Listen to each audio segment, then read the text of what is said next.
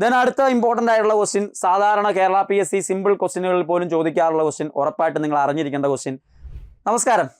ചോദ്യപ്പെട്ടി അല്ലേ, ചോദ്യങ്ങളിലൂടെ കടന്നു പോകുന്ന ഒരു പെട്ടിയുണ്ട് എൻട്രിയിൽ.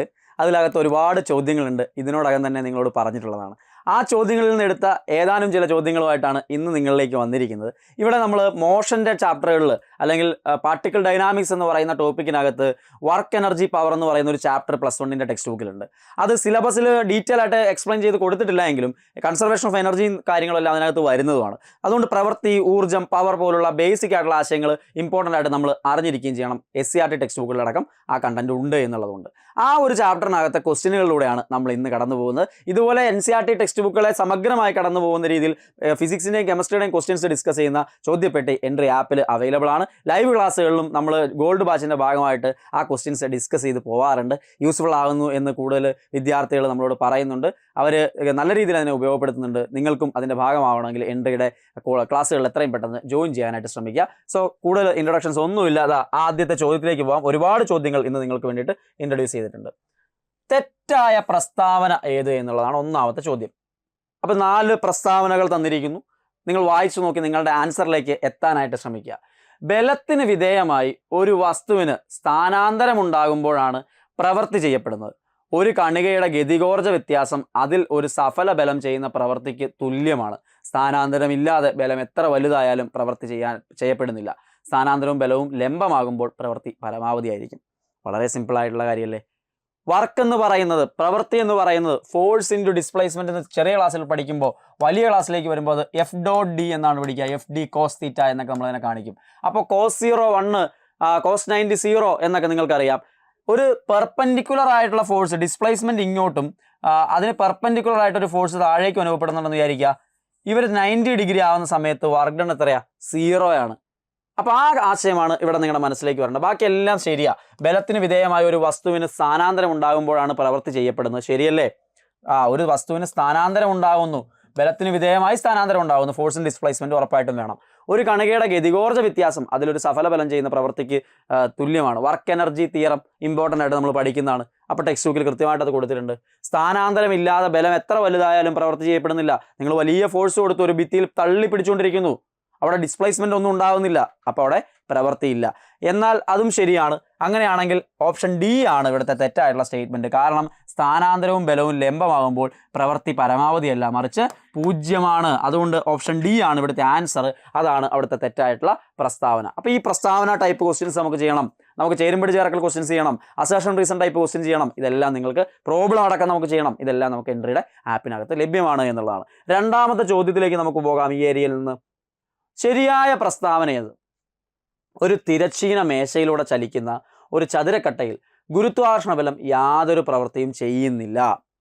ഭൂമിക്ക് ചുറ്റുമുള്ള ചന്ദ്രൻ്റെ ഭ്രമണപഥം കൃത്യമായി വൃത്താകാരമാണെങ്കിൽ ഭൂമിയുടെ ഗുരുത്വാകർഷണ ബലം ചന്ദ്രനിൽ ചെയ്യുന്ന പ്രവൃത്തി പരമാവധി ആയിരിക്കും.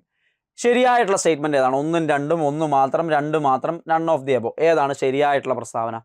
തീർച്ചയായിട്ടും ഒരു തിരശ്ചീന മേശയിലൂടെ ചലിച്ചുകൊണ്ടിരിക്കുന്ന ചതുരക്കട്ട അത് അങ്ങോട്ടല്ലേ തള്ളിക്കൊണ്ട് പോവാണ്. നമ്മൾ ഇങ്ങോട്ട് തള്ളിക്കൊണ്ട് പോകുന്നു. താഴേക്ക് ഗുരുത്വാകർഷണ ബലമുണ്ട്, പെർപെൻഡിക്കുലർ ആണ്. അവിടെ അതൊരു പ്രവൃത്തിയും ചെയ്യില്ല. അത് ശരിയല്ലേ? 90 ഡിഗ്രിയാണ്. അത് ശരിയായിട്ടുള്ള സ്റ്റേറ്റ്മെൻ്റ് ആണ്. പക്ഷേ ഇവിടെ നോക്കൂ, സെൻട്രിപെറ്റൽ ഫോഴ്സ് എന്ന് പറയുന്നത് നിങ്ങൾ എപ്പോഴും മനസ്സിൽ കരുതേണ്ട ഒരു മെയിൻ പോയിന്റ് ആണ് കേട്ടോ. സെൻട്രിപെറ്റൽ ഫോഴ്സ്, ഇവിടുന്ന് ഒരു സാധനം ഇങ്ങനെ പോകുന്ന സമയത്ത് ഒരു പോയിന്റ് ഇതാ ഇവിടെ കൺസിഡർ ചെയ്യുന്നു. ഈ പോയിന്റിൽ ഇതാ ഇങ്ങോട്ടാണ് ഇതിൻ്റെ ഡയറക്ഷൻ, വെലോസിറ്റി ഡയറക്ഷൻ, ഡിസ്പ്ലേസ്മെന്റ് എന്നൊക്കെ പറയുന്നത്. പക്ഷേ സെൻട്രിപെറ്റൽ ഫോഴ്സ് സെൻറ്ററിലേക്കാണ്. ഇത് രണ്ടും തമ്മിലുള്ള ആംഗിൾ എത്ര? 90 ഡിഗ്രിയാണ്. ഫോഴ്സും ഡിസ്പ്ലേസ്മെന്റും പരസ്പരം ലംബമായിരിക്കുമ്പോൾ വർക്ക് 0 ആണ് എന്നുള്ളത് നിങ്ങളുടെ തലയ്ക്കകത്ത് കയറ്റി വെച്ചേക്കണം. അത് ഉപയോഗിച്ച് ചോദ്യം ഉറപ്പായിട്ടും പ്രതീക്ഷിക്കാവുന്നതാണ്. അങ്ങനെയാണെങ്കിൽ ഒരു സെൻട്രിപെറ്റൽ ഫോഴ്സും വർക്ക് ചെയ്യുന്നില്ല. സെൻട്രിപെറ്റൽ ഫോഴ്സ് എന്ത് ചെയ്യില്ല? വർക്ക് ചെയ്യില്ല. അങ്ങനെയാണെങ്കിൽ ഇവിടെ ഭൂമിക്ക് ചുറ്റുമുള്ള ചന്ദ്രന്റെ ഭ്രമണപഥം കൃത്യമായ വൃത്താകാരമാണെന്ന് എടുത്തു പറഞ്ഞിട്ടുണ്ട്. അങ്ങനെയാണെങ്കിൽ ഭൂമിയുടെ ഗുരുത്വാകർഷണ ബലം ചന്ദ്രനിൽ ചെയ്യുന്ന പ്രവൃത്തി പരമാവധിയല്ല, മറിച്ച് 0 ആയിരിക്കും. ഇത് തെറ്റായിട്ടുള്ള സ്റ്റേറ്റ്മെന്റ് ആണ്. ശരിയായിട്ടുള്ള സ്റ്റേറ്റ്മെന്റ് ഒരെണ്ണം മാത്രമേ ഉള്ളൂ. അതുകൊണ്ട് ഓപ്ഷൻ B 1 എന്ന് ഉള്ളത് മാത്രമാണ് അവിടുത്തെ ശരിയായിട്ടുള്ള ആൻസർ ആയിട്ട് വരുന്നത്. അടുത്ത ചോദ്യം നോക്കാം. കർഷണ ബലം ചെയ്യുന്ന പ്രവൃത്തി, ഫ്രിക്ഷൻ ചെയ്യുന്ന പ്രവൃത്തി എത്രയാണ്? കർഷണ ബലം ചെയ്യുന്ന പ്രവൃത്തി എന്ന് പറയുന്നത് 0 ആണോ, പോസിറ്റീവ് ആണോ, നെഗറ്റീവ് ആണോ, ഇവയൊന്നും അല്ലേ? ഫ്രിക്ഷൻ അല്ലേ? ഒരു സാധനം അങ്ങോട്ട് മൂവ് ചെയ്യിക്കുമ്പോൾ അതിന് ഓപ്പോസിറ്റ് ആയിട്ട് അനുഭവപ്പെടുന്ന ഫോഴ്സ് ആണ് ഫ്രിക്ഷണൽ ഫോഴ്സ് എന്ന് പറയുന്നത്. ഒരു സാധനം നമ്മൾ തറയിലൂടെ നിരക്കി നീക്കാൻ നോക്കുന്നു. അങ്ങോട്ടേക്ക് തള്ളുമ്പോൾ ഇങ്ങോട്ടേക്ക് തിരിച്ചനുഭവപ്പെടുന്ന ഫോഴ്സാണ് ഫ്രിക്ഷണൽ ഫോഴ്സ്. അപ്പോൾ ഡിസ്പ്ലേസ്മെൻറ്റും ഫോഴ്സും ഓപ്പോസിറ്റ് ഡയറക്ഷനിൽ വരുമ്പോൾ അവിടെ നെഗറ്റീവ് വർക്കാണ് ചെയ്തത് എന്ന് പറയാം. അതുകൊണ്ട് തന്നെ നിങ്ങളുടെ ആൻസർ എന്തായിരിക്കണം? ഓപ്ഷൻ സി നെഗറ്റീവ് ആയിരിക്കണം. ഫ്രിക്ഷൻ ആയിക്കോട്ടെ, വിസ്കോസിറ്റി ആയിക്കോട്ടെ, ഇതൊക്കെ ചെയ്യുന്ന പ്രവൃത്തി നെഗറ്റീവാണ് എന്ന് നമുക്കവിടെ ഓർത്തിരിക്കാം. അടുത്ത ചോദ്യത്തിലേക്ക് പോകാം. തെറ്റായ പ്രസ്താവന. പ്രവൃത്തിക്കും ഊർജ്ജത്തിനും ഒരേ ഡയമെൻഷനാണ്.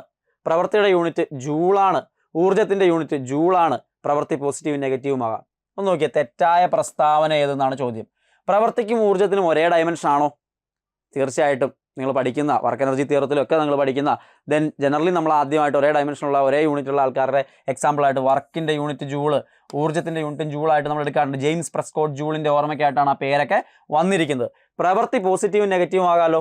തീർച്ചയായിട്ടും വർക്ക് പോസിറ്റീവ് നെഗറ്റീവ് ആകാം. നമ്മൾ ഓൾറെഡി പറഞ്ഞു, സീറോയും ആകാം. അങ്ങനെയാണെങ്കിൽ ഇവിടെ ഒന്നും തെറ്റല്ല. അതുകൊണ്ട് നൺ ഓഫ് ദി എബവ് ആണ് ആൻസർ. ഇവയൊന്നുമല്ല എന്നുള്ളൊരു ഓപ്ഷൻ നിങ്ങൾക്ക് ഓപ്ഷനിൽ കാണും, അതാണ് ആൻസർ. അങ്ങനത്തെ ഓപ്ഷൻസും വരാറുണ്ട്, ഒരുപാട് ക്വസ്റ്റ്യൻസ് അങ്ങനെയും ചോദിക്കാറുണ്ട്. അതുകൊണ്ട് അതും നമ്മൾ പ്രാക്ടീസ് ചെയ്ത് വേണം പോകാനായിട്ട്. നമ്മളിരുന്ന് കുത്തിയിരുന്ന് ആലോചിച്ചിട്ട് ഏതെങ്കിലുമൊക്കെ ഉത്തരത്തിലേക്ക് പോയാൽ തെറ്റാനുള്ള ചാൻസ് ഉണ്ട്. Then values. കഴിഞ്ഞ തവണത്തെ HSIയിൽ ഒരുപാട് വാല്യൂസ് ചോദിച്ചിട്ടുണ്ട്. അതുകൊണ്ട് ടെക്സ്റ്റ് ബുക്കുകളിൽ, ഇൻസൈഡ് ടെക്സ്റ്റ് ബുക്കുകളിലേക്കുള്ള വാല്യൂസ് നിങ്ങൾ ഉറപ്പായിട്ടും പഠിച്ചിരിക്കണം. ഒരു എർഗ് എന്ന് പറയുന്നത് എത്ര ജൂളാണ്? എർഗ് എന്ന് പറയുന്നതും എനർജിയുടെ ഒക്കെ യൂണിറ്റ് ആയിട്ട് നമ്മൾ ഉപയോഗിക്കാറുണ്ട്. ഒരു എർഗ് എന്ന് പറയുന്നത് എത്ര ജൂളാണ് എന്നുള്ളതാണ് അവിടുത്തെ ചോദ്യം. 10⁻⁻7 ജൂളാണ് ഒരു എർഗ് എന്ന് പറയുന്നത്. 10⁻⁻7 ജൂൾ. ഓപ്ഷൻ എ ആണ് ശരിയായിട്ടുള്ള ആൻസർ. അടുത്ത ഒരു ചോദ്യം സൂക്ഷ്മതയോടുകൂടി വായിച്ചു നോക്കുക, എന്നിട്ട് നിങ്ങൾ ആൻസറിലേക്ക് എത്താനായിട്ട് ശ്രമിക്കുക. ഒന്ന് പോസ് ചെയ്ത് വെച്ചിട്ട് ഇതിൻ്റെ ആൻസർ ഒന്ന് കണ്ടുപിടിക്കാമെന്ന് നോക്കിയേ. പോസ് മാറ്റിയെന്ന് ഞാൻ വിചാരിക്കും. അങ്ങനെയാണെങ്കിൽ എൻ്റെ ഉത്തരത്തിലേക്ക് ഞാൻ വരികയും ചെയ്യും. ക്വസ്റ്റ്യൻ നോക്കൂ. ഒരു സൈക്കിളിസ്റ്റ് 10 മീറ്റർ ദൂരം നിരക്കി നീക്കി തൻ്റെ സൈക്കിൾ നിർത്തുന്നു. ഈ പ്രവർത്തനത്തിൽ ചലനത്തിനെതിരായി റോഡ് 200 ന്യൂട്ടൺ ബലം സൈക്കിളിൽ പ്രയോഗിക്കുന്നു. സൈക്കിൾ റോഡിൽ ചെയ്ത പ്രവൃത്തി ഏത്? 2000 ജൂള്, -2000 ജൂള്, 1000 ജൂള്. ഒരു സൈക്ലിസ്റ്റ് 10 മീറ്റർ ദൂരം നിരക്കി നീക്കി തൻ്റെ സൈക്കിൾ നിർത്തുന്നു. ഈ പ്രവർത്തനത്തിൽ ചലനത്തിനെതിരായ റോഡ് 200 ന്യൂട്ടൺ ബലം സൈക്കിളിൽ പ്രയോഗിക്കുന്നു. സൈക്കിൾ റോഡിൽ ചെയ്ത പ്രവൃത്തി. നിങ്ങളുടെ മനസ്സിലേക്ക് വരാൻ പോകുന്നത്, എടാ ഫോഴ്സ് 200 ന്യൂട്ടൺ തന്നിട്ടുണ്ടല്ലോ, 10 മീറ്റർ ദൂരം നിന്ന് തന്നിട്ടുണ്ടല്ലോ, ഫോഴ്സിൻ്റെ ഡിസ്പ്ലേസ്മെൻറ്റ് 2000 ആണല്ലോ, അവിടെ ഫ്രിക്ഷൻ ഉണ്ടല്ലോ, അതുകൊണ്ട് ഇത് ഓപ്പോസിറ്റ് ആയിരിക്കുമല്ലോ, അതുകൊണ്ട് -2000 ജൂളിലേക്ക് നമ്മുടെ ആൻസർ തലയിലോട്ട് പോകും. പക്ഷേ സൂക്ഷിച്ചു വായിക്കണം. സൈക്കിൾ റോഡിൽ ചെയ്ത പ്രവൃത്തിയാണ് ചോദിച്ചിരിക്കുന്നത്. സൈക്കിള് ഓടിച്ചുകൊണ്ട് പോകുന്നു, സൈക്കിൾ ബ്രേക്ക് പിടിക്കുന്നു. സൈക്കിൾ റോഡിൽ ചെയ്ത പ്രവൃത്തി എന്ന് പറയുമ്പോൾ റോഡിന് എന്തെങ്കിലും മോഷൻ ഉണ്ടാകുന്നുണ്ടോ? റോഡിനെ ഡിസ്പ്ലേസ് ചെയ്യിക്കാൻ സൈക്കിളിന് സാധിക്കുന്നുണ്ടോ? സൈക്കിൾ ഫോഴ്സ് കൊടുക്കുന്നുണ്ടോ? Of course. പക്ഷേ അവിടെ ഡിസ്പ്ലേസ്മെൻറ്റ് ഉണ്ടോ? ഇല്ല. സോ റോഡിൽ സൈക്കിൾ ഒരു ഡിസ്പ്ലേസ്മെൻറ്റ് ഉണ്ടാക്കുന്നില്ല. അതുകൊണ്ട് തന്നെ 0 ജൂൾ ആയിരിക്കും ഇതിൻ്റെ ആൻസർ ആയിട്ട് വരിക. 0 ജൂൾ ആയിരിക്കും ഇതിൻ്റെ ആൻസർ ആയിട്ട് വരിക. 0 ആണ് ആൻസർ. പക്ഷേ അതേ ക്വസ്റ്റ്യനെ ഒന്നുകൂടി മാറ്റി സൂക്ഷിച്ച് വായിച്ചു നോക്കിയേ. നേരത്തെ അതേ ക്വസ്റ്റ്യൻ. സൈക്കിളിസ്റ്റ് 10 മീറ്റർ ദൂരം നിരക്കി നീക്കി തൻ്റെ സൈക്കിൾ നിർത്തുന്നു. ഈ പ്രവർത്തനത്തിൽ ചലനത്തിനെതിരായ റോഡ് 200 ന്യൂട്ടൺ ബലം സൈക്കിളിൽ പ്രയോഗിക്കപ്പെടുന്നു. റോഡ് സൈക്കിളിൽ ചെയ്ത പ്രവൃത്തിയാണ് ചോദിച്ചിരിക്കുന്നത്. നേരത്തെ സൈക്കിൾ റോഡിൽ നിന്നായിരുന്നു ചോദിച്ചിരിക്കുന്നത്, ഇവിടെ റോഡ് സൈക്കിളിൽ ചെയ്ത പ്രവൃത്തിയാണ്. റോഡ് സൈക്കിളിൽ ഫ്രിക്ഷണൽ ഫോഴ്സ് കൊടുക്കുന്നുണ്ട്. സൈക്കിള് ചലനം കുറച്ച് ദൂരം സഞ്ചരിച്ച ശേഷമാണ് നിൽക്കുന്നത്, അല്ലേ? അവിടെ ചലനമുണ്ട്. ചലനത്തെ എതിർക്കുന്ന രീതിയിലുള്ള ഒരു ബലം അനുഭവപ്പെടുന്നുണ്ട്. അപ്പം നിങ്ങൾ പറഞ്ഞ കറക്റ്റാണ്, -2000 ജൂൾ ആൻസർ കിട്ടും. കാരണം എന്താ? F.D അല്ലെങ്കിൽ ഫോഴ്സ് ഇൻറ്റു ഡിസ്പ്ലേസ്മെൻറ്റ് എന്ന് പറയുന്നത് ഇതിനകത്ത് 200 × 10 ചെയ്യുന്നു. പക്ഷേ ഇത് ഓപ്പോസിറ്റ് ആയതുകൊണ്ട് -2000 ജൂൾ എന്ന് നമുക്ക് ആൻസർ കിട്ടും. കാരണം നെഗറ്റീവ് ആയിട്ടുള്ള വർക്കാണ് അവിടെ ചെയ്യുന്നത് എന്ന് കാണാനായിട്ട് സാധിക്കും. അപ്പോൾ നല്ലൊരു ചോദ്യമാണ്. അത് സൂക്ഷ്മതയോടുകൂടി വായിച്ചിട്ട് റോഡ് സൈക്കിളിലാണോ സൈക്കിൾ റോഡിലാണോ എന്നുള്ളത് കൃത്യമായിട്ട് മനസ്സിലാക്കിയിട്ടാണ് ആൻസർ എഴുതാൻ. ഇല്ല എങ്കിൽ തെറ്റാനുള്ള സാധ്യത വളരെ കൂടുതലാണ്. ചലനം മൂലം ഒരു വസ്തുവിന് ചെയ്യാൻ കഴിയുന്ന പ്രവൃത്തിയുടെ അളവാണ് ഒരു വസ്തുവിൻ്റെ ചലനം മൂലം ഒരു വസ്തുവിന് ചെയ്യാൻ കഴിയുന്ന പ്രവൃത്തിയുടെ അളവ്. എന്താ അത്? ചലനം മൂലം ചെയ്യുന്ന പ്രവൃത്തിയുടെ അളവ്. പവറാണോ, സ്ഥിതികോർജ്ജമാണോ, ഗതികോർജ്ജമാണോ, യാന്ത്രികോർജ്ജമാണോ? ഒന്നുമില്ല. കൈനറ്റിക് എനർജിയുടെ ഡെഫിനിഷനാണ് കൊടുത്തിരിക്കുന്നത് കേട്ടോ. കൈനറ്റിക് എനർജി, ഗതികോർജ്ജത്തിൻ്റെ ഡെഫിനിഷനാണ് കൊടുത്തിരിക്കുന്നത്. ചലനം മൂലം ഒരു വസ്തുവിന് ചെയ്യാൻ കഴിയുന്ന പ്രവൃത്തിയുടെ അളവിനെയാണ് ചലനം മൂലം ഗതികോർജ്ജം. ഓർത്തിരിക്കുക. ഓപ്ഷൻ സി ആണ് ശരിയായിട്ടുള്ള ആൻസർ. പവറിൻ്റെ സമവാക്യം ഏത്? പവറിൻ്റെ സമവാക്യം എന്ന് പറയുന്നത് എന്താണ്? വർക്ക് ബൈ ടൈം ആണോ, ഫോഴ്സ് ഇൻറ്റു വെലോസിറ്റി ആണോ, ഫോഴ്സ് ഇൻറ്റു dr/dt ആണോ, അതോ ഇവയെല്ലാം വരുമോ? ആദ്യം കാണുമ്പോൾ വർക്ക് ബൈ ടൈം എന്നാൽ ശരിയാണല്ലോ എന്നൊക്കെ വിചാരിച്ചിട്ട് എഴുതും. അത് തന്നെയല്ലേ വർക്ക് എന്ന് പറയുന്നത്? എന്താ? ഫോഴ്സ് ഇൻറ്റു ഡിസ്പ്ലേസ്മെൻ്റ് ആണ്. ഡിവൈഡഡ് ബൈ ഒരു ടൈം കൂടി കിട്ടുമ്പോൾ ഈ ഡിവൈഡഡ് ബൈ ടൈം എന്ന് പറയുന്നതിനകത്ത് ഇതാരാ? വെലോസിറ്റി ആണ്. അപ്പോൾ F.V എന്ന് എഴുതാം. Then dr/dt change in position എന്നുള്ളത് എഴുതാനായിട്ട് സാധിക്കും. അപ്പോൾ ഇതെല്ലാം ശരിയല്ലേ? ഇവയെല്ലാം എന്നുള്ളതാണ് ശരിയായിട്ടുള്ള ആൻസർ. പവറിൻ്റെ സമവാക്യം ഇവയെല്ലാം എന്നുള്ളതാണ് ശരിയായിട്ടുള്ള ആൻസർ വരുന്നത്. എല്ലാം ഒരേ ഇക്വേഷൻ തന്നെയാണ്, മാറ്റിയിട്ടിരിക്കുന്നതാണ്. സൂക്ഷിച്ചു വേണം ആൻസർ ചെയ്യാനായിട്ട്. പ്രവൃത്തി ഒരു അദിശമാണോ സദിശമാണോ ഇവ രണ്ടുമാണോ? അവയൊന്നുമല്ലേ. പ്രവൃത്തി എന്ന് പറയുന്നത് ഒരു വെക്ടറാണോ, ഒരു സ്കെയിലാറാണോ? ഏതാണ്? തീർച്ചയായിട്ടും പ്രവൃത്തി ഒരു സ്കെയിലാർ ക്വാണ്ടിറ്റിയാണ്. ഊർജം ഒരു സ്കെയിലാർ ക്വാണ്ടിറ്റിയാണ്, അദിശ അളവ് തന്നെയാണ്, തെറ്റിക്കല്ലേ. അങ്ങനെയാണ് പവറും എന്ത് തന്നെയാ, അദിശ അളവാണ്. നിങ്ങളുടെ ആ ചാപ്റ്ററിന്റെ ടൈറ്റിൽ ഒന്ന് ഓർത്തോണം, വർക്ക് പവർ എനർജി. ഇവർ 3 പേരും എന്ത് തന്നെയാ, സദിശ അളവ് തന്നെയാണ്. ഇവർ 3 പേരും സ്കെയിലാർ ക്വാണ്ടിറ്റീസ് ആണ്, തെറ്റിക്കരുത്, വളരെ ഇമ്പോർട്ടൻ്റ് ആയിട്ടുള്ള ഐഡിയ ആണ്. ഏത് ശാസ്ത്രജ്ഞന്റെ പേരിലാണ് പവറിന്റെ യൂണിറ്റ് അറിയപ്പെടുന്നത്? പവറിന്റെ യൂണിറ്റ് ഏത് ശാസ്ത്രജ്ഞനാ? ജെയിംസ് പ്രെസ്കോട്ട് ജൂളാണോ പവർ? ജെയിംസ് വാട്ടാണോ? അലക്സാണ്ടർ വോൾട്ടയാണോ? അഗസ്റ്റസ് കൂളംബാണോ? ജെയിംസ് വാട്ട്, ആവി യന്ത്രം കണ്ടുപിടിച്ച ജെയിംസ് വാട്ട്, അദ്ദേഹത്തിന്റെ ഓർമ്മയ്ക്കായിട്ടാണ് പവറിന്റെ യൂണിറ്റ് വാട്ട് എന്ന് കൊടുത്തിരിക്കുന്നത്. അടുത്ത്, ഓട്ടോമൊബൈലുകളുടെയും മോട്ടോർ ബൈക്കിന്റെയും പ്രവർത്തനശേഷി പ്രകടിപ്പിക്കാൻ സാധാരണ ഉപയോഗിക്കുന്ന യൂണിറ്റ്. ഓട്ടോമൊബൈലുകളുടെയും മോട്ടോർ ബൈക്കിന്റെയും പ്രവർത്തനശേഷി പ്രകടിപ്പിക്കാൻ സാധാരണ ഉപയോഗിക്കുന്ന യൂണിറ്റ് കുതിരശക്തി അഥവാ കിലോ വോട്ട് അഥവാ വാട്ട്, മെഗാവാട്ട്. ഇതിലേതാണ്? നിങ്ങൾക്ക് എല്ലാവർക്കും അറിയാം, ഓട്ടോമൊബൈലുകളുടെയും മോട്ടോർ ബൈക്കിൻ്റെയൊക്കെ പ്രവർത്തനശേഷി പ്രകടിപ്പിക്കാൻ പണ്ട് കാലത്ത് ഉപയോഗിച്ചിരുന്നത് കുതിരശക്തിയാണ്. കുതിരശക്തി എന്ന് പറഞ്ഞാൽ 746 വാട്ടാണ്. ഓപ്ഷൻ എ ആണ് അവിടുത്തെ ശരിയായിട്ടുള്ള ആൻസർ ആയിട്ട് വരുന്നത്. ദെൻ അടുത്ത ക്വസ്റ്റ്യനിലേക്ക് പോകാം. സൂക്ഷിച്ച് വായിച്ച് നോക്കിയിട്ട് ആൻസർ പറയണം. 100 വാട്ട് ബൾബ് 10 മണിക്കൂർ പ്രവർത്തിപ്പിച്ചാൽ എത്ര ഊർജ്ജം ഉപയോഗിക്കാം? 100 വാട്ട് ബൾബ് 10 മണിക്കൂർ പ്രവർത്തിച്ചാൽ എത്ര ഊർജ്ജം ഉപയോഗിക്കാം? 100 watt hour, 1 watt hour, 1 kilowatt hour, 100 kilowatt hour. ഏതാണ്? 100 വാട്ട് ബൾബ് 10 മണിക്കൂർ ഉപയോഗിച്ചു, അപ്പം 1000 വാട്ട് അവർ അല്ലേ? 1000 വാട്ട് അവർ എന്ന് കിട്ടി. ഓപ്ഷനിലുണ്ടോ? എവിടെയെങ്കിലും ഉണ്ടോ 1000 വാട്ട് അവർ? ഇല്ലല്ലോ. പിന്നെ എന്തായിരിക്കും? 1000 എന്ന് പറഞ്ഞാൽ എന്താ?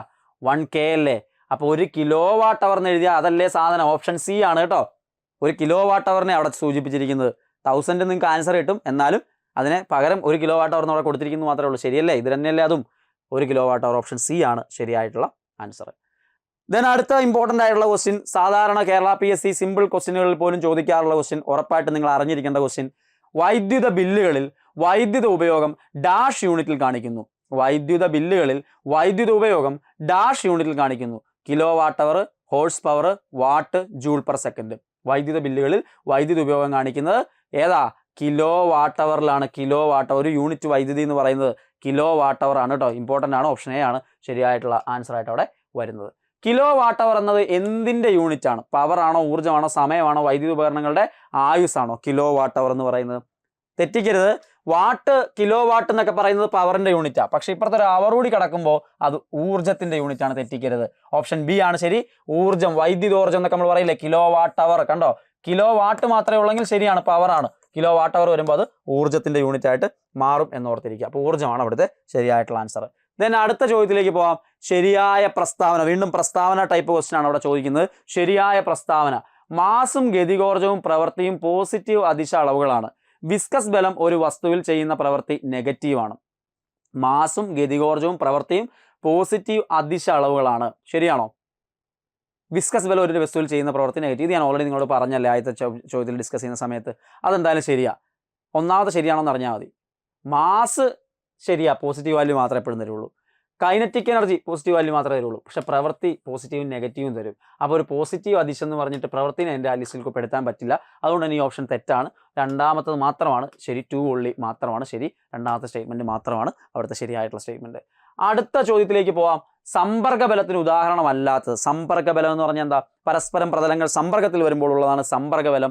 സമ്പർക്കരഹിത ബലം എന്ന് പറഞ്ഞു കഴിഞ്ഞാൽ അവർ കോണ്ടാക്റ്റിൽ ഇല്ലാത്തപ്പോഴുള്ള ബലമാണ് സമ്പർക്കരഹിത ബലം. അപ്പോൾ വിസ്കസ് ബലം സമ്പർക്കത്തിൽ വരുമ്പോഴാണ്. വായുവിന്റെ പ്രതിരോധം സമ്പർക്കത്തിൽ വരുമ്പോഴാണ്. കർഷണം സമ്പർക്കത്തിൽ വരുമ്പോഴാണ്. പക്ഷേ ഗുരുത്വാകർഷണം, ഒരു തെങ്ങിൽ നിന്നൊരു തേങ്ങ താഴേക്ക് വീഴുന്നത് ആരെങ്കിലും കോണ്ടാക്ട് വരുന്നതുകൊണ്ടാണോ? ഇല്ല, കോണ്ടാക്ട് ഇല്ലാതെ തന്നെ നോൺ കോണ്ടാക്ട് ആയിട്ടുള്ള ഫോഴ്സാണ്. സമ്പർക്കരഹിത ബലമാണ് ഗുരുത്വാകർഷണം. അത് ഓപ്ഷൻ ഡി ആണ് ഇവിടുത്തെ ആൻസർ ആയിട്ട് വരുന്നത്. അടുത്ത ചോദ്യത്തിലേക്ക് പോവാം. സമ്പർക്കത്തിലുള്ള പ്രതലത്തിന് ലംബമായി പ്രവർത്തിക്കുന്ന സമ്പർക്ക ബലത്തിന്റെ ഘടകമാണ് കർഷണം, നോർമൽ റിയാക്ഷൻ, ഗുരുത്വാകർഷണം. ഇവയൊന്നുമല്ല. സമ്പർക്കത്തിലുള്ള പ്രതലത്തിന് ലംബമായി പ്രവർത്തിക്കുന്ന സമ്പർക്ക ബലത്തിന്റെ ഘടകം എന്ന് പറയുന്നത് ഏതാണ്? നമ്മൾ ഫ്രിക്ഷൻ പഠിക്കുന്നിടത്താണ് അത് പഠിക്കുന്നത്. ഞാൻ പറഞ്ഞല്ലോ, സിലബസിൽ എടുത്ത് പറഞ്ഞിട്ടില്ലെങ്കിലും ഈ ആശയങ്ങളെ ഒന്ന് മെൻഷൻ ചെയ്യാതെ നമുക്ക് എങ്ങനെ മുമ്പോട്ട് പോകാൻ സാധിക്കും? കർഷണം, നോർമൽ റിയാക്ഷൻ, ഗുരുത്വാകർഷണം ഇവയൊന്നുമല്ല. തീർച്ചയായിട്ടും നോർമൽ റിയാക്ഷൻ. ഓപ്ഷൻ ബി ആണ് ആ ലംബമായി പ്രവർത്തിക്കുന്ന സമ്പർക്ക ബലത്തിന്റെ ഘടകം എന്ന് പറയുന്നത്. നോർമൽ റിയാക്ഷൻ ആണ് അവിടുത്തെ ആൻസർ. ശരിയായ പ്രസ്താവന ഏത്? ശരിയായ പ്രസ്താവന ഏത്? വീണ്ടും പ്രസ്താവന ടൈപ്പ് ക്വസ്റ്റ്യൻ. വായിച്ചു നോക്കുക, ആൻസർ കണ്ടുപിടിക്കുക, എന്നിട്ട് എൻ്റെ ആൻസറുമായിട്ട് കമ്പയർ ചെയ്യുക. ഒരു വസ്തുവിനുണ്ടാകുന്ന ആസന്ന ചലനത്തെ സ്ഥിതകർഷണം പ്രതിരോധിക്കുന്നു. സ്ഥിതകർഷണം എപ്പോഴാണോ പ്രയോഗിക്കുന്ന ബാഹ്യബലം സ്ഥിതകർഷണത്തിന്റെ പരമാവധി പരിധി മാക്സിമം ലിമിറ്റ് ഓഫ് സ്റ്റാറ്റിക് ഫ്രിക്ഷനേക്കാൾ കൂടുതലാകുന്നത്, അപ്പോൾ വസ്തു ചലിക്കാൻ തുടങ്ങുന്നു. സൂക്ഷിച്ചു നോക്കൂ. ഉണ്ടാകാനിരുന്ന ചലനം, അതാണ് ആസന്ന ചലനം. വരുമായിരുന്ന ചലനം അതിനെ തടയുകയാണ്, അല്ലേ? നമ്മൾ തള്ളിയിട്ടും പോകുന്നില്ല. വരുമായിരുന്ന ചലനത്തെ ഒപ്പോസ് ചെയ്യുന്ന ഒരു സാധനം, അതാണ് സ്ഥിതകർഷണം എന്ന് പറയുന്ന സാധനം. സ്റ്റാറ്റിക് ഫ്രിക്ഷൻ എന്ന് പറയുന്ന സാധനം, അത് ശരിയായിട്ടുള്ള സ്റ്റേറ്റ്മെന്റ് ആണ്. എപ്പോഴാണോ പ്രയോഗിക്കുന്ന ബാഹ്യബലം സ്ഥിതകർഷണത്തിന്റെ പരമാവധി പരിധിയേക്കാൾ കൂടുതലാവുന്നത്, അപ്പോൾ വസ്തു ചലിക്കാൻ തുടങ്ങും. നിങ്ങൾ തള്ളി തള്ളി തള്ളി തള്ളി മാക്സിമം ഫോഴ്സ് കൊടുത്ത് ഒരു പർട്ടിക്കുലർ പോയിന്റിൽ വെച്ചിട്ട് അവിടുത്തെ പരമാവധി സ്റ്റാറ്റിക് ഫ്രിക്ഷനെ മറികടക്കുന്ന ഒരു ബലം കൊടുക്കാൻ നിങ്ങൾക്ക് സാധിച്ചാൽ ഈ സാധനത്തിന് നിങ്ങൾക്ക് മോഷനിലേക്ക് കൊണ്ടുവരാനായിട്ട് സാധിക്കും എന്നുള്ളതാണ്. അപ്പോൾ ഇവിടെ രണ്ടും ശരിയല്ലേ? 1ഉം 2ഉം ശരിയാണ്. 1ഉം 2ഉം ശരിയാണ്. ഓപ്ഷൻ എ ആണ് ശരിയായിട്ടുള്ള ആൻസർ. അങ്ങനെയാണ് അടുത്ത ശരിയായ പ്രസ്താവനകൾ ഏതാണെന്ന് കണ്ടുപിടിക്കൂ. വീണ്ടും നിങ്ങളൊന്ന് നോക്കുക, വായിച്ചു നോക്കുക. വസ്തു ചലിച്ചു തുടങ്ങിയാൽ നിരങ്ങൽ കർഷണം അഥവാ ഗതികർഷണം സമ്പർക്കത്തിലിരിക്കുന്ന രണ്ട് പ്രതലങ്ങൾ തമ്മിലുള്ള ആപേക്ഷിക ചലനത്തെ തടയുന്നു. ഗതികർഷണം സാധാരണയായി സ്ഥിതകർഷണത്തിന്റെ പരമാവധി വിലയേക്കാൾ കൂടുതലാണ്. സൂക്ഷിച്ചു വായിക്കുക, ആൻസറിലേക്ക് എത്തുക. നിങ്ങൾ നിങ്ങളുടെ ആൻസറിലേക്ക് എത്തിയെന്ന് ഞാൻ പ്രതീക്ഷിക്കുകയാണ്. വസ്തു ചലിച്ചു തുടങ്ങിയാൽ നിരങ്ങൽ കർഷണം അഥവാ ഗതികർഷണം സമ്പർക്കത്തിലിരിക്കുന്ന രണ്ട് പ്രതലങ്ങൾ തമ്മിലുള്ള ആപേക്ഷിക ചലനത്തെ തടയുന്നു. അപ്പൊ സ്ലൈഡിംഗ് ഫ്രിക്ഷൻ ശരിയല്ലേ? നിരങ്ങി തുടങ്ങിക്കഴിഞ്ഞാൽ നിരങ്ങൽ കർഷണം, അല്ലെ? നിരങ്ങിക്കൊണ്ടിരിക്കുന്ന സമയത്ത് സ്ലൈഡിംഗ് ഫ്രിക്ഷൻ അതിനെ ഒപ്പോസ് ചെയ്യുന്നു. ശരിയായിട്ടുള്ള സ്റ്റേറ്റ്മെന്റാ. ഗതികർഷണം അസാധാരണയായി, അല്ലെങ്കിൽ കൈനറ്റിക് ഫ്രിക്ഷന്റെ മലയാളമാണ് ഗതിക കർഷണം എന്ന് പറയുന്നത് കേട്ടോ. സാധാരണയായി സ്ഥിതകർഷണത്തിന്റെ പരമാവധി വിലയേക്കാൾ കൂടുതലാണ്. അങ്ങനെയാണോ? അല്ല. ഓർത്തിരിക്കണം കേട്ടോ, തെറ്റിക്കാൻ വളരെ സാധ്യതയുള്ള സാധനമാണ്. സ്റ്റാറ്റിക് ഫ്രിക്ഷന്റെ പരമാവധി വില കഴിഞ്ഞു കഴിഞ്ഞാൽ പിന്നെ ഫ്രിക്ഷൻ കുറയുക ചെയ്യുന്നത്.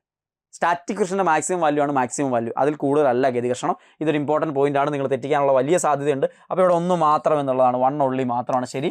രണ്ടാമത്തെ ഓപ്ഷൻ തെറ്റാണ് എന്നുള്ളത് ഓർത്തിരിക്കാം. ഇനി അടുത്ത ചോദ്യത്തിലേക്ക് പോവാം. ഓക്കെ, അടുത്ത ചോദ്യം. ശരിയായ പ്രസ്താവന. സ്ഥിതകർഷണത്തിന്റെ പരിധി എന്നത് സമ്പർക്കത്തിലുള്ള പരപ്പളവിനെ ആശ്രയിച്ച് മാറുന്നു. സ്ഥിതകർഷണത്തിന്റെ പരിധി ലംബമായ ബലത്തിനനുസരിച്ച് വ്യത്യാസപ്പെടുന്നു. അപ്പോൾ ഏരിയനെ ഡിപ്പെൻഡ് ചെയ്യുന്നുണ്ടോ? ഇല്ല. പിന്നെ ആരേ ഉള്ളൂ? നോർമൽ റിയാക്ഷൻ മ്യൂ എൻ എന്ന് പറയുന്ന ഒരു ഇക്വേഷൻ ഒക്കെ ഉണ്ട് കേട്ടോ. കോഎഫിഷ്യന്റ് ഓഫ് സ്റ്റാറ്റിക് ഫ്രിക്ഷനും കോഎഫിഷ്യന്റ് ഓഫ് കൈനറ്റിക് ഫ്രിക്ഷനും ഒക്കെ കൊണ്ടുവന്നിട്ട് മ്യൂ ഇൻറ്റു നോർമൽ റിയാക്ഷൻ മാത്രമേ നമ്മളോട് എടുക്കുള്ളൂ. നോർമൽ റിയാക്ഷൻ മാത്രമേ അവിടെ ഇൻഫ്ലുവൻസ് ചെയ്യുന്നുള്ളൂ, ഏരിയ ഇല്ല. 2 മാത്രമാണ് ഇവിടുത്തെ ശരിയായിട്ടുള്ള സ്റ്റേറ്റ്മെന്റ്. ഓപ്ഷൻ സി ആണ് ആൻസർ ആയിട്ട് വരുന്നത്. ബേസിക് ആയിട്ട് അറിഞ്ഞിരിക്കേണ്ടതാണ്. തിയറിയിൽ നമ്മളത് ഇമ്പോർട്ടൻ്റ് ആയിട്ട് പഠിപ്പിക്കാറുണ്ട്, സിലബസിൽ എടുത്ത് പറയുന്നില്ല എങ്കിൽ പോലും അറിഞ്ഞിരിക്കണം. ശരിയായ പ്രസ്താവന. ഗതികർഷണ ഗുണാങ്കം സ്ഥിതകർഷണ ഗുണാങ്കത്തേക്കാൾ കുറവാണ്. ഗതികർഷണ ഗുണാങ്കം സ്ഥിതകർഷണ ഗുണാങ്കത്തേക്കാൾ കുറവാണോ? ഗതികർഷണം സമ്പർക്കത്തിലുള്ള പ്രതലങ്ങളുടെ പരപ്പളവിനെ ആശ്രയിക്കുന്നുണ്ടോ? 2 ഓപ്ഷൻസ്. ഇതില്ല, എന്തായാലും ഏരിയനെ ഡിപ്പെൻഡ് ചെയ്യുന്നില്ല. ദെൻ ഗതികർഷണ ഗുണാങ്കം എന്ന് പറയുന്നത് സ്ഥിതകർഷണ ഗുണാങ്കത്തേക്കാൾ കുറവാണ്.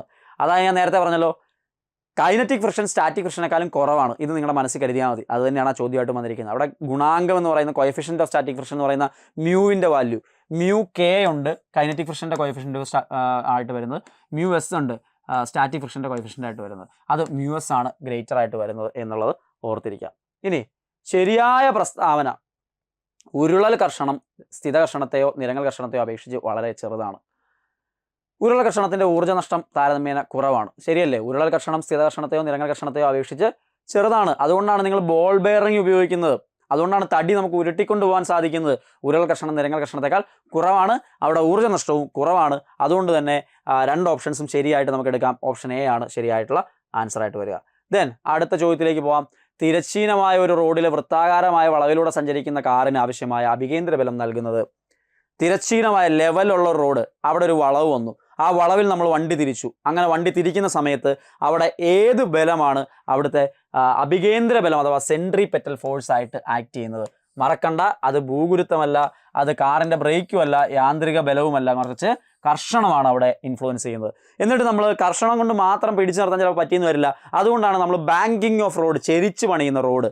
അങ്ങനെ പറയുന്ന സമയത്ത്, നമ്മൾ ചെരിക്കുന്ന സമയത്ത് അവിടെ ആ ഒരു കമ്പോണൻ്റ് കൂടി, ഗ്രാവിറ്റേഷൻ ഒരു കമ്പോണൻ്റ് കൂടി നമുക്ക് അവിടെ ലഭ്യമാവുന്നൊക്കെ ഉണ്ട്. അങ്ങനെ സെൻട്രിപെറ്റൽ ഫോഴ്സ് എന്ന് പറയുന്നത് കൂടുതലാക്കാനായിട്ട് നമുക്ക് സാധിക്കും. ഫ്രിക്ഷൻ്റെ കൂടെ ഒരു അഡീഷണൽ കമ്പോണൻ്റ് കൂടി അവിടെ വരും. അതുകൊണ്ടാണ് ബാങ്കിങ് ഓഫ് റോഡിൻ്റെ ഇമ്പോർട്ടൻസ് ഒക്കെ നമ്മളവിടെ പറയുന്നത്. ഓക്കെ, നോട്ട് ചെയ്ത് വെക്കേണ്ട കാര്യമാണ്. കാരണം സിലബസിൽ എടുത്ത് പറയുന്നില്ലെങ്കിലും ഇത് ഇൻബിൽറ്റ് ആയിട്ട് ഈ കൺസെപ്റ്റിനകത്ത് വരുന്നതുകൊണ്ട്, എൻസൈഡ് ടെക്സ്റ്റ് ബുക്കിൽ ഉള്ളതുകൊണ്ടും നമ്മൾ പഠിച്ചു പോകുന്നത് നല്ലതായിരിക്കും.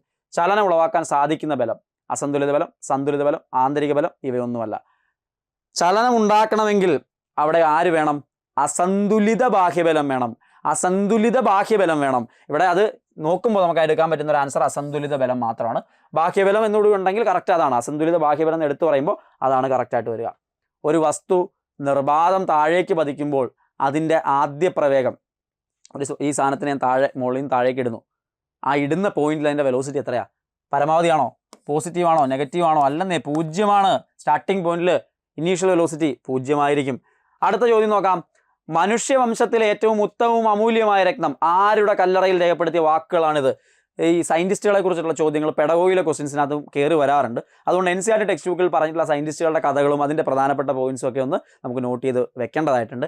അവിടെ ഐസക് ന്യൂട്ടനാണോ, ഗലീലിയാണോ, ടോളമിയാണോ, കോപ്പർനിക്കസ് ആണോ? തീർച്ചയായിട്ടും അത് ഐസക് ന്യൂട്ടൻ്റെ കല്ലറയിൽ കൊത്തിവെച്ചിരിക്കുന്ന ഫേമസ് ആയിട്ടുള്ള വാക്കുകളാണ്. നോട്ട് ചെയ്ത് വെക്കുക. NCERT ടെക്സ്റ്റ് ബുക്കിൽ ഉള്ള കാര്യം തന്നെയാണ്. സോ ഒരുപാട് ക്വസ്റ്റ്യൻസ് നിങ്ങളിലേക്ക് എത്തിയിട്ടുണ്ട്. ഇനിയും ആയിരക്കണക്കിന് ക്വസ്റ്റ്യൻസ് നിങ്ങൾക്ക് ചോദ്യപ്പെട്ടിയിൽ ലഭ്യമാവും. അതിൻ്റെ സാമ്പിളുകൾ യൂട്യൂബിലും കൊണ്ടുവരുന്നതായിരിക്കും. പൂർണ്ണമായിട്ടുള്ള വെർഷൻ ഓരോ ടെക്സ്റ്റ് ബുക്കിലെയും ഓരോ ചാപ്റ്ററുകളെയും കവർ ചെയ്യുന്ന രീതിയിലുള്ള ക്വസ്റ്റ്യൻസ് നിങ്ങൾക്ക് എൻട്രിയുടെ ചോദ്യപ്പെട്ടിയുടെ പാക്കിനകത്തായിരിക്കും ലഭ്യമാവുക. അത് നിങ്ങൾക്ക് എൻട്രിയിലെ പർച്ചേസ് ചെയ്യുന്ന എല്ലാവർക്കും ലഭ്യമാവും. ഗോൾഡ് ബാച്ചിൽ നമ്മൾ സ്പെഷ്യലായിട്ട് ഈ ക്വസ്റ്റ്യൻസ് ലൈവായിട്ടും ഡിസ്കസ് ചെയ്യാറുണ്ട്. പ്രോബ്ലം അടക്കമുള്ള ക്വസ്റ്റ്യൻസ് അതിനകത്ത് കൊണ്ടുവരാറുണ്ട്. നിങ്ങൾക്ക് യൂസ്ഫുൾ ആയി എന്ന് പ്രതീക്ഷിക്കുകയാണ്. എത്രയും പെട്ടെന്ന് പഠനം ആരംഭിക്കാത്തവരുണ്ടെങ്കിൽ, അല്ലെങ്കിൽ പഠനം എങ്ങനെ വേണമെന്നുള്ള ഡൗട്ടുമായിട്ടൊക്കെ നിൽക്കുന്നവരുണ്ടെങ്കിൽ എത്രയും പെട്ടെന്ന് എൻട്രിയോടൊപ്പം ജോയിൻ ചെയ്യുക. ഏറ്റവും മികച്ച കോഴ്സ് നിങ്ങൾക്ക് ലഭ്യമാകും എന്ന കാര്യത്തിൽ യാതൊരു തർക്കവുമില്ല. So all the best. 1ാം റാങ്കിന് വേണ്ടിയിട്ടായിരിക്കട്ടെ നിങ്ങളുടെ മത്സരം. 1ാം റാങ്കിൽ നിങ്ങൾക്ക് എത്താൻ സാധിക്കട്ടെ എന്ന് ആശംസിക്കുന്നു. നന്ദി.